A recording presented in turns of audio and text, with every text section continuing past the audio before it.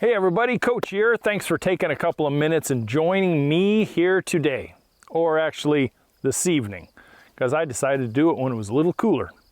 Hey, this particular week we are starting off with an interesting title, because this week we're going to have your yard choose an adjective about you as a homeowner.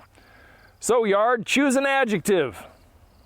One word that your landscape would say about you, or maybe 3, 4, 5, or 10 is you as the homeowner. Hey, I'm Matt and you can call me Coach. Let's get this thing going. It's time to launch. Thanks for joining me this week. Hey, I'm Matt and you can call me Coach. This channel is all about DIY landscape education, designing concepts and theories so that you have the confidence to go out and tackle a landscape project yourself, get those professional results, and save a boatload of money in the process. Oh, by the way, be a heck of a lot more self-reliant in this day and age. Man, after 20 years, a cumulative 20 years in the green industry, I bring with me a lot of experience that I want to share with you. That new and modern, educated, self-reliant homeowner today. Hey, I'm glad you're here. So, where do you stand on this? What do you think your landscape would say to you if it had one sentence to describe you as the homeowner and the one responsible for your landscape? Hey, before we get any further, man, if you don't mind, click that subscribe button and give me a like later on in the video. I would love for you to stay to the end of the video. Most of the time, I'm always kind of setting the table education-wise in the beginning of the video, and a lot of the education comes in the middle at the end. So hang with me, would you? Hey, like I've described in several videos and also on the podcast as well, back in the 80s when I became a first-time homeowner at the ripe old age of 24, man, I'll tell you what, I was subjected to something that I had not seen up until that point as far as a homeowner. And that was the Jonesian syndrome. That syndrome where neighbors kind of put pressure on neighbors and how they kind of remove all the mystery about where they stand about how your yard and your house looks compared to the rest of the neighborhood. Have you ever been subjected to that? Well, this week that's part of the video, but not all of it. So let's move forward. I was so excited to be a brand new homeowner. I was moving in and moving boxes, and all of a sudden I had my two neighbors, one on the downhill side of me, one on the uphill side of me. Hey, welcome to the neighborhood. You sure got a lot of work ahead of you, don't you? What are your plans as far as improving and making this place look good again? Yeah, not even 2 hours old. It was very obvious by their tone and their mannerisms that it was a Jonesian syndrome. Time to bring this thing back into line, young man. I am 60 years old. No, not now, my neighbor. I'm 60 years old. I've been here for 40 years when this house was brand new. And I would love for my next door neighbor to have a nice looking house again. I can look out my bedroom window and see something nice. Do you know what that neighbor on the downhill side of me was, his name? Jones. Yes, Jones. Tom Jones, not the singer. You know, those all too familiar comments and pressures that neighbors give to one another, basically to gain what they perceive as conformity and change in order to sometimes better the neighborhood. We see it as kids when we're growing up, and now we see it as adults. Basically, neighborhood peer pressure. Can we call it anything else? Well, I got it from both neighbors, both sides, within the first 2 hours of backing the U-Haul in my driveway. I was made very aware, very early on, and very clear that my house was very much a detraction away from the quality of the neighborhood. That the landscape basically sucked, and then, hey, how you doing? What are you going to do about it? They never even gave me their names. They never even said, hey, welcome to the neighborhood. All they did was saying, you got your work cut out for you, don't you? What they wanted to see is the home being brought back into their perceived acceptable levels of quality, aesthetics, and values in the neighborhood. Is this something you guys have ever faced? It can be a little daunting and embarrassing all at the same time. That is, if you give a at all.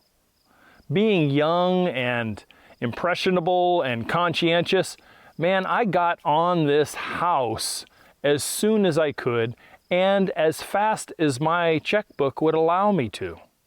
Not only for myself, I guess. It was more for myself and the family at the time, but it was. My house was that house. So, with that in mind, I got a challenge for you.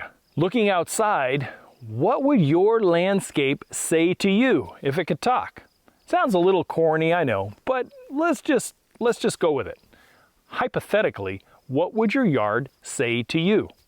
Might it be something like, "You are the best homeowner ever. I am so proud to be growing for you." Or how about, "You know something? You're really a good person. You really are. But could you give me and my friends here a little bit of loving?" Or finally, maybe something like this. "I am tired of being that yard and that house in this neighborhood.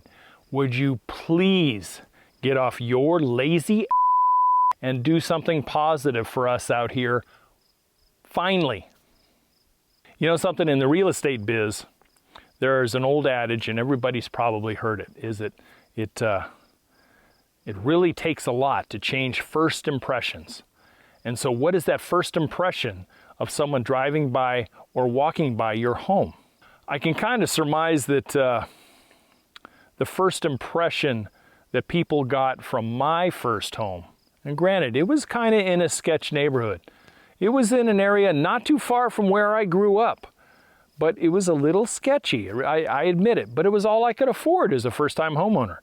But I think the first impression that yard would say is, "Dude, run, and don't look back." I could imagine that my neighbors at the time, both on the sides of me and all around, when they saw little old me moving into this house and taking a sofa up the stairway and putting bikes in the garage and moving a washer upstairs and all the stuff that you do when you move in, they're probably chuckling in their coffee or, giggling on their cocktail hour about, "Can you believe that dude bought this house?" Yeah, I did. But you know something? With just a little modicum of skills underneath my belt at age 24, I thought I kind of saw past all the yuck, all the overgrowth, all the paint needed, etc. Not to mention, I got a pretty good price on the house at the time in the Bay Area, in Northern California. Yeah, back then it was in the 5 figures. Can you believe that? Now it's probably, God knows what, high 6s or low 7 figures. So what do you think that landscape of mine then would have said to me? Besides run, he would have said, "I am so glad you're young and full of piss and vinegar, because, young man, you are going to need it." And sure enough, that landscape taught me so much. Stuff that I actually bring to you today with the skill set that I learned starting at that first house. I would have loved to use the old adage, "I wish I knew then what I know now." And over the course of the next 18 months, that yard handed me my arse. It really did, on multiple occasions. But I learned so much. I grew as a young man, and my skills from drainage to landscaping to demolition to interior types of work, painting, all the things that I learned, I wouldn't trade it for the world, because I did. I really, really learned a lot at that first house. And after 2.5 years, I moved on. In the end, though, I made it shine. The Jonesians on both sides of me and the neighbors up and down the block, they paid me some meager comments. But now, every single house I've ever owned, I made sure that I could strive to make it the flagship in my neighborhood. I really have. But do you need the flagship? No, you do not. Let's look at it from the perspective of moderation. Moderation is really all you need to have for a good, healthy, functioning, and well-displayed home and landscape. That's all there is to it. You don't need to have the flagship unless you strive and are really into it, and that's the end goal. That's the end game. Your landscape at home should make a statement, not only to you, but to others. Basically, it should say, "These folks here are solid, knowledgeable, caring homeowners who live here, always doing the best they can with what they have, living within their means, and displaying a good quality of life for themselves and those around them every single day. Your place should not do any more than that. Maybe it doesn't have the fanciest lawn. Maybe it doesn't have big fancy water features or waterfalls, but it's neat, it's clean, and it's well cared for. I have been at both ends of the spectrum. I have been, in the beginning, that house. I had the dog of the block, I really did. And I've been at the other end of the spectrum with the ooh-ah house, the house where people slowed down and looked at it, admired it, even took some pictures for ideas. I've been at both ends. I have also done dozens of those houses on the block and have seen what happens when you take that old ugly pig of a house and yard and you turn it back into something that's functional, aesthetically pleasing to the eye, and a lot more valuable. And the people, my customers, they just felt prouder and they felt better about where they lived when their old pig of a house had new life and new energy injected into it and had new lipstick put on it, looked better, functioned better, and was worth more than when we got started. So when I was in the business, on a first initial consultation, I would actually ask this question. If your landscape could talk right now, what do you think it would say to you? Then I would ask that question at the end of a project when we've got it all put back together again. What the landscape says to them now. Well, here's a couple of examples of before, and then we'll share some of afters. I think my yard says to everybody that I don't give a I think my yard says to me, won't they be surprised? And maybe they'll stop snickering as they walk by. It's about darn time, and this is really going to make us look a lot better. Then afterwards, I would get some comments like, I don't even recognize my yard when I drive home at night. I don't even recognize it. Or one of the ones that will always stick in my head, and that is, I've had so many neighbors who I've never spoken to stop and look at the yard and actually say hello to me now that my yard and landscape looks the way it does. I mean, does it get any better than that from a designer and contractor? Pride in home ownership is really kind of a lost art in this day and age for some folk. There's always going to be some, like this guy, that is always going to have a really nice, neat yard. But for me, it was a business, and I had to keep it looking good. Many give up on their landscape because of the size of their checkbook, but mainly it's because of a choice. This can be based on examples that were set for them when they were growing up. Maybe they didn't grow up in a real nice yard and a real nice house or whatever, so they feel like it's not important. Maybe it's just pure laziness. Maybe it's a skill set they don't feel like they've had. And if you want to talk about skill sets and the other reasons people say no, check out this video right here from last week. But these are basically, on the surface, plain, flat old excuses. They just have other priorities. Now, with that said, are there any valid reasons for why people, have a landscape screaming at them saying, please do something? Of course there is. Take a look at serious poor health and massive medical bills. That would be a reasonable reason why the place has gone to hell in a handbasket. How about a big family tragedy? One that is just rock their world, and right now it's all they can do to get out of bed in the morning, do their stuff during the day, and go to sleep at night because their world has just been turned upside down. Or how about the very elderly?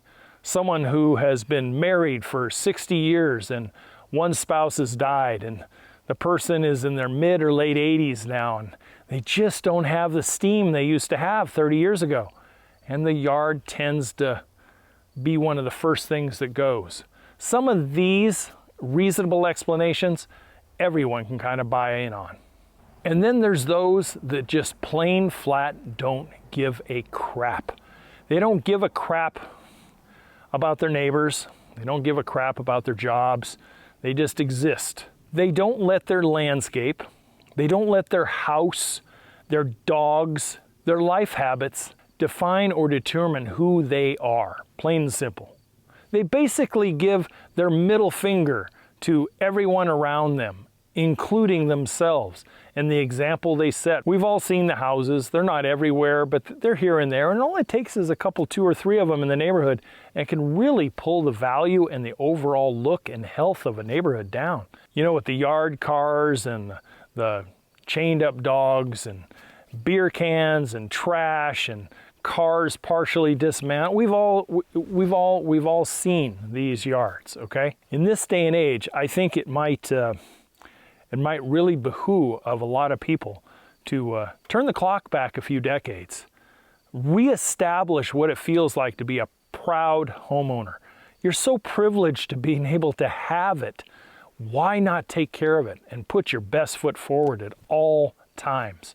Nice, neat looking landscape, well cared for home and cars, etc. Even with a little effort, semi-regularly, maybe twice a month, you can keep a house from slipping off that edge and becoming that house. So I ask again, if your landscape could talk, what would it say about you as the homeowner? What would it say? Would it say 2 thumbs up? Or would it say, I'm done and it's time for you to get busy? Well, here's the opportunity. Maybe it'll affect you in some small way. Maybe you have a family or friend that is in real need of a big kick in the butt and to start in on fixing something up. That's what this whole video is all about. Guys, thanks for joining me. Thanks for staying with me all the way to the end. Don't forget about the website, the book and the course, and the 15-stepper, the 15-step DIY checklist. Right now, till the end of the month, can you say free Zoom consultations? It's there for the purchase of the book and of the course. Check it out. You got 1 15-minute free Zoom consultation for the purchase of the book and 3 15-minute Zoom consultations for the purchase of the course. You can't get any better. I'm giving this stuff away, giving this information away. Thanks for joining me. I'll see you next week. You guys take care, and as always, to your landscape success. Thanks again. Do you know what that neighbor on the downhill side of me was, his name? Jones. Yes, Jones. Tom Jones, not the singer. One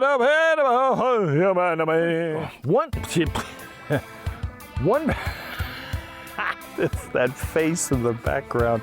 What I'm doing is I'm waiting to be going like this and go like this, and there's Moosey. I hear wings. I am so proud to be growing for you.